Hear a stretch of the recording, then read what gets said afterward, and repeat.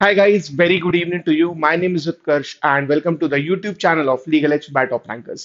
आज का जो अपना टॉपिक है super duper important. A lot of students have been asking this कि MHCT का एग्जाम होने वाला है. अच्छा, अभी कुछ तो डेट को लेकर प्रॉब्लम है कि 4 अप्रैल को अभी एग्जाम दिख रहा है. But a lot of kids 12th के जिनके एग्जाम भी है 4th को, right. So a very good chance कि जो अभी 4 अप्रैल दिख रहा है वो एक्सटेंड हो जाएगा, राइट, पोस्टपोन हो जाएगा exam, may be April and या मई में, क्योंकि हर साल ऐसा हुआ है कि MHCT examination has been in the month of May due to some और द अदर रीजन, राइट. पहले वो शेड्यूल होता है अप्रैल में, बट वो एंड तक आते आते मई में चला आता है, राइट.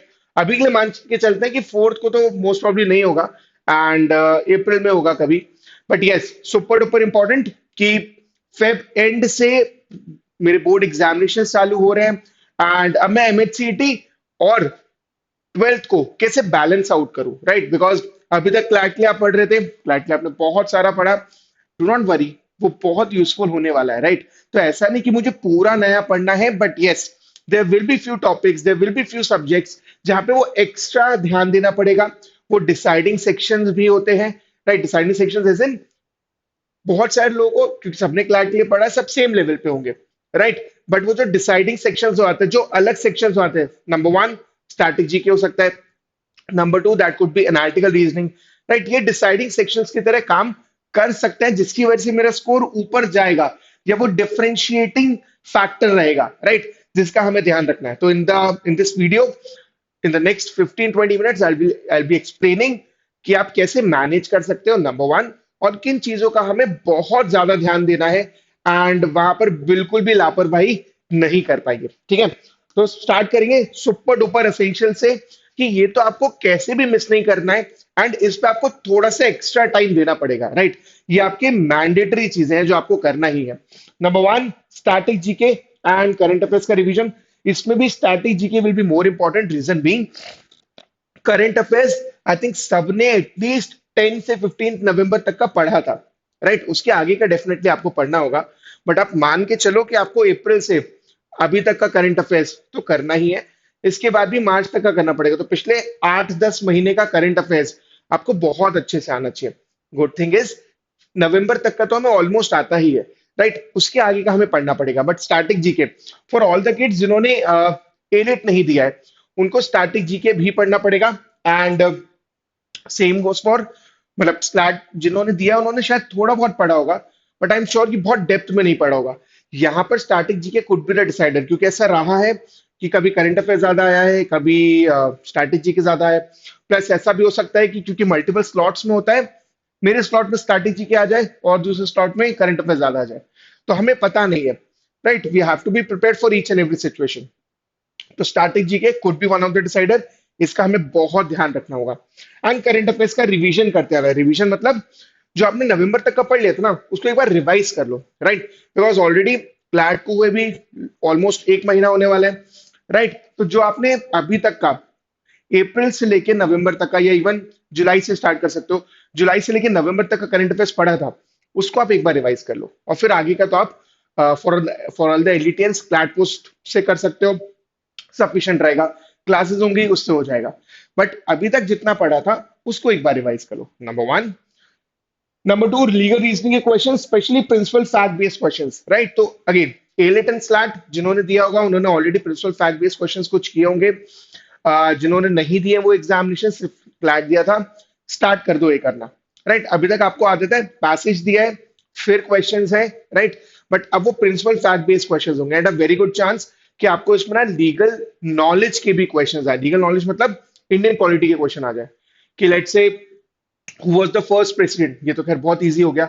बट कॉन्स्टिट्यूएंट असेंबली में कौन कौन मेंबर्स थे, इनमें से कौन सा मेंबर नहीं था, इस टाइप की लीगल नॉलेज के क्वेश्चंस आपको आ सकते हैं एमएचसीटी में, राइट. तो उसके लिए आपको थोड़ा पढ़ना पड़ेगा. अगेन वो थोड़ा सा स्टैटिक जीके, थोड़ा सा पॉलिटी वाला पार्ट इसमें आ जाएगा, राइट. तो लीगल रीजनिंग क्वेश्चंस करना चालू करो. और जब आप स्टैटिक पढ़ोगे तो उसमें पॉलिटी में भी आपको थोड़ा सा एक्स्ट्रा ध्यान देना पड़ेगा, राइट. एनालिटिकल रीजनिंग अगेन इस बार तो क्लैट में भी आ गया इवन, तो अब तो पढ़ना ही है हमें. एंड एमएचसीटी में भी एक डिसाइडिंग सेक्शन आता है, रीजन बीइंग जनरली बहुत टफ नहीं होते क्वेश्चंस, बट एआर का अगर एक आध पजल ऐसा आ गया जो लेट से दूसरों को नहीं बना मुझे बन गया, तो वो एक एज दे देगा आपको.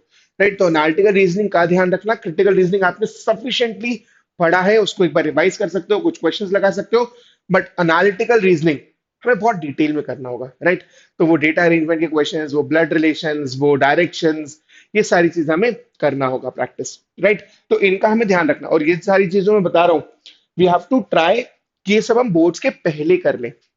बोर्ड्स के बाद तो you will be having a lot of time, आप फिर से उसको रिवाइज करोगे, फिर से प्रैक्टिस करोगे, बट ये सारी चीजें जो है ये आपको आपके बोर्ड के पहले, व्हेन आई से बोर्ड्स, आई एम अज्यूमिंग कि आपका फेब एंड से बोर्ड एग्जामिनेशन चालू होंगे। ऑब्वियसली जब एग्जाम चालू होंगे उसके 10-15 दिन पहले से आप पूरे बोर्ड्स वाले मोड में चले आओगे, बहुत ज्यादा एमएचसीटी नहीं पढ़ पाओगे, एमएचसीटी के लिए नहीं पढ़ पाओगे। So let's set a deadline of 31 Jain, ठीक है, ताकि अगर ये एक्सटेंड भी हो तो मैक्सिमम 10th फेब तक हो, उससे ज्यादा ना हो, राइट। बट अपन 31 जैन की डेडलाइन लेके चलते हैं, एंड ट्राई करते हैं कि तब तक अपन ये सारी चीजें कर ले, जितना भी नया पढ़ना है मुझे एटलीस्ट वो खत्म हो जाए, एटलीस्ट उस पर मैं अच्छे से कर लूँ। तो स्ट्रैटेजी के कवर कर लूँ पूरा, एनालिटिकल रीजनिंग के टॉपिक सारे कर लूँ, अच्छी प्रैक्टिस कर लूँ, राइट। लीगल रीजनिंग के अच्छे 100, 200, 300 क्वेश्चन कर लूँ एटलीस्ट, राइट, ताकि वो फ्लो में आ जाए। एंड ग्रामर है ऑब्वियसली, आपने क्लैरिटी भी पढ़ा होगा, बट यहाँ पे अलग तरीके से पढ़ना पड़ेगा, राइट। यहाँ पे आपको इवन एंटोनिम सिनोनिम्स तो आपने क्लैट के लिए भी देखे थे, राइट, बट यहाँ पे सेंटेंस करेक्शन आ सकता है, राइट, स्पेलिंग्स मिस्टेक आ सकती है कि इनमें से कौन से ऑप्शन में स्पेलिंग गलत दी है, इस टाइप के क्वेश्चंस भी आते थे। तो बेसिकली जो क्लैट एंड एलेट का पहले का पैटर्न हुआ करता था, क्लैट में प्रायर टू 2020, एलेट में प्रायर टू 2021, राइट, उस टाइप का पैटर्न आपको मिलेगा। तो आपको ग्रामर भी पढ़नी होगी, थोड़े से अलग अलग टाइप के क्वेश्चंस भी करने होंगे, टॉपिक्स थोड़े बढ़ जाएंगे, राइट। तो अगर आपने हर टॉपिक के 20-30 क्वेश्चंस भी कर लिए, फ्लो में आ जाओगे, फिर प्रॉब्लम नहीं होगी। इट्स जस्ट दैट ट्राई कि आप जब अपने बोर्ड मोड में जाओ, बोर्ड मोड आपको ऑन हो, उससे पहले आपने सारी नई नई चीजें कर लियो, कुछ छोड़ा ना हो, राइट। एंड मैथमेटिक्स की क्वेश्चंस अगेन, मैथ्स क्यूटी हमारे लिए क्लास में भी इंपॉर्टेंट था, यहाँ पर भी है। इवन दो सिर्फ 10 मार्क्स का आता है, बट वो 10 मार्क्स बहुत बार डिसाइडर बन जाता है, राइट। जैसे मल्टीपल टाइम्स बताया, वो 2 नंबर 10 नंबर बहुत डिफरेंस क्रिएट कर देता है। तो अगेन अभी तक आपने वो डेटा इंटरप्रिटेशन डीआई फॉर्म में किया था, अब आपको वन लाइनर फॉर्म में करना है। वही टॉपिक्स हैं, कुछ बहुत अलग नहीं है, just that one liner form में करना है, कर लोगे। बट उसका ध्यान रखना कि ऐसा ना हो कि हम इसको एकदम ग्रांटेड ले लें और बाद में फंस जाए। कुछ क्वेश्चंस लगा लोगे, कॉन्फिडेंस आ जाएगा, right. And yes, CLAT and elite previous year questions ये जरूर करना, राइट। जैसे मैंने पिछले वीडियो में बताया था, स्ट्रैटेजी यही रहेगी अपनी कि अपन इनको लगातार सॉल्व करते रहे, ठीक है। तो इससे कॉन्फिडेंस बिल्ड होता जाएगा। तो यू मस्ट बी नोइंग, आपको एमएचसीटी के प्रीवियस से क्वेश्चंस नहीं मिलेंगे, क्योंकि ऑनलाइन पेपर है, बहुत मुश्किल होता है मिलना, राइट। सब मेमोरी बेस्ड होता है। बट क्लैट एंड रिलेट के क्वेश्चन पेपर्स देख लोगे prior to 2020, you will get an idea कि किस टाइप के क्वेश्चंस आए, क्योंकि पैटर्न वही फॉलो किया गया है, उसी टाइप के क्वेश्चंस आते हैं, कॉन्फिडेंस आने लगेगा। Now plan of action, daily 6 hours of for MHCT, right. I know, but आप उस जोन में हो ऑलरेडी, तो आपने क्लैट के लिए पढ़ा होगा, अभी शायद थोड़ा बीच में ब्रेक भी ले लिया होगा, एंड बोर्ड एग्जामिनेशन में भी आपको पढ़ना ही है, वो 8-10 घंटे की पढ़ाई करनी है। ट्राई करना कि अभी at least 31 January, right, Jain and तक आप वो 6 घंटे, 5-6 घंटे एमएचसीटी के लिए दो। उसके बाद डेफिनेटली फिर आप बोर्ड्स के लिए पढ़ना चालू करो, अपने सब्जेक्ट्स पढ़ने लगोगे। बट उससे पहले अगर आप एमएचसीटी कवर कर लोगे, specially all the new subjects, new topics, तो वो कॉन्फिडेंस आ जाएगा बोर्ड्स में जाने से पहले। 2 सब्जेक्ट्स पर डे, प्लीज ये मत करना कि मैं रोज सारे सब्जेक्ट पढ़ रहा हूँ, रोज 1 आवर हर सब्जेक्ट पढ़ रहा हूँ, मजा नहीं आएगा, वो मतलब नहीं निकलेगा। तो आप अगर 6 आवर्स पढ़ रहे हो, स्ट्रैटेजी के 2 घंटे पढ़ लो, उसके अलावा दो और सब्जेक्ट 2-2 घंटे कर लो। And even usually I don't prefer कि आप उसको आवर्स में डिवाइड करो, बट टारगेट सेट कर लो कि let's say today I be covering these 3 topics, in 3 topics की थ्योरी देख लेता हूँ, और लेट्स से 20-30 क्वेश्चंस लगा लेता हूँ। या अगर मैं डेटा अरेंजमेंट के क्वेश्चंस कर रहा हूँ, लेट्स से 10 पजल्स लगा लेता हूँ, राइट। इस टाइप से अपना टारगेट बना लो। तो 2 सब्जेक्ट्स एंड स्टैटिक जीके अलग, स्टैटिक जीके डेली करना है, क्योंकि वो एक बड़ा पोर्शन है, you will be reading books. तो for एलिटियंस, you can uh, you can take help from RSMs. For all the non-elitians, you can read Lucent और अरिहंत की जीके की बुक है, उस वहां से आप पढ़ सकते हो, राइट।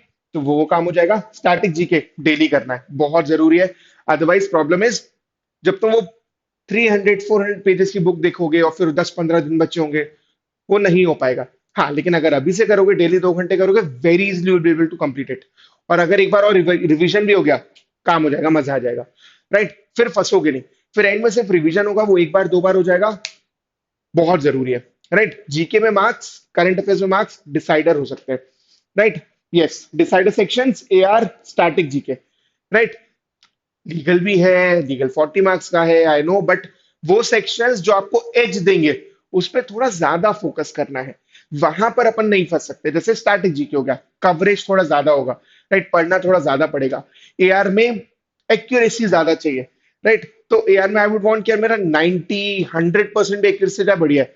बिकॉज वी नो एमएचसीटी में कट ऑफ थोड़ा ऊपर जाता है, specially when you are outside Maharashtra student. Right, तो आपका कट ऑफ ऊपर जाना है, यहाँ पे अपनी एक्यूरेसी थोड़ी ज्यादा होनी चाहिए। ठीक, यहाँ पे अपन फंस नहीं सकते। सेम गोज फॉर स्ट्रैटेजी के एज वेल। बहुत ज्यादा रूम, मतलब बहुत ज्यादा चीजें छोड़ नहीं पाएंगे अपन। ठीक है, अपन बहुत स्कोप नहीं दे सकते कि अपना वहां पे स्कोर कम हो गया। Yes, weekly मॉक्स super duper important. And previous year questions, ये भी आपको करना ही है कि आप एटलीस्ट वीक में एक मॉक दो, just to get that habit. And plus, क्योंकि अभी तक आपने कोई भी ऑनलाइन मॉक नहीं दिया है अपार्ट फ्रॉम स्लैट, तो जिन्होंने स्लैट की तैयारी की होगी उनको डेफिनेटली मॉक्स दिए होंगे। पर अगर आपने क्लैट एंड नीलेट ही दिया था या सिर्फ क्लैट ही दिया था, तो आपको पूरा ऑफलाइन में आदत है। राइट, अब वो ऑनलाइन मोड ऑन करना पड़ेगा, क्योंकि अब जो एग्जामिनेशन होंगे, मोस्टली सारे ओएलटीज जो है, अदर लॉ इंटरेस्ट टेस्ट जो है, वो सब ऑनलाइन है। राइट, तो वो क्वेश्चन सॉल्व करना कंप्यूटर में देख के, वो थोड़ी प्रैक्टिस डालनी पड़ेगी, उसकी उसकी आदत डालनी पड़ेगी। राइट, हैबिट होनी चाहिए। तो इन चीजों में आपको वीकली मॉक्स, प्रीवियस से क्वेश्चंस, वो चाहो तो वो भी ऑनलाइन फॉर्म में ही दे दो।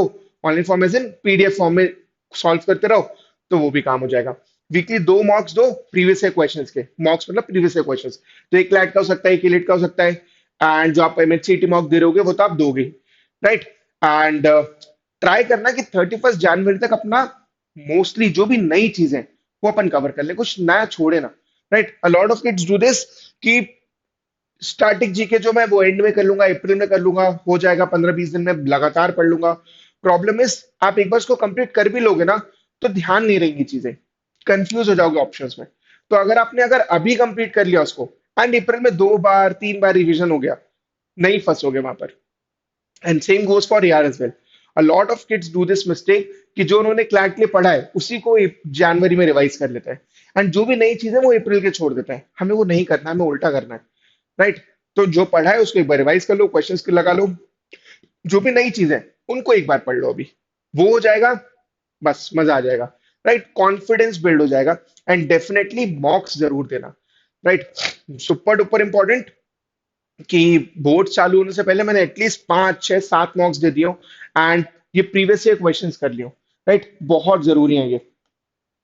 अच्छी प्रैक्टिस हो जाएगी, एंड वो पेपर वाली फीलिंग भी आएगी। बिकॉज इलेट तो 150 क्वेश्चंस का ही होता था, एमएचसीटी 150 क्वेश्चंस का है। मोटा मोटा पैटर्न सेम ही है, इसमें भी मैथ्स आता था, एआर भी आता था, लीगल रीजनिंग क्वेश्चंस भी आते थे। तो काफी हद तक सिमिलर है। और अगर क्लैट के करोगे तो उसमें 200 क्वेश्चन है। बढ़िया प्रैक्टिस हो जाएगी, कोई दिक्कत नहीं होगा। Right, so that will be it. I hope the section was useful. Do send this to all the, well, do share the link with all the MHCT aspirants जो आपके फ्रेंड्स प्रिपेयर करे होंगे। सेशन अच्छा लगा हो तो like जरूर करना, and do subscribe to the channel. Thank you so much, लगे रहो, हो जाएगा।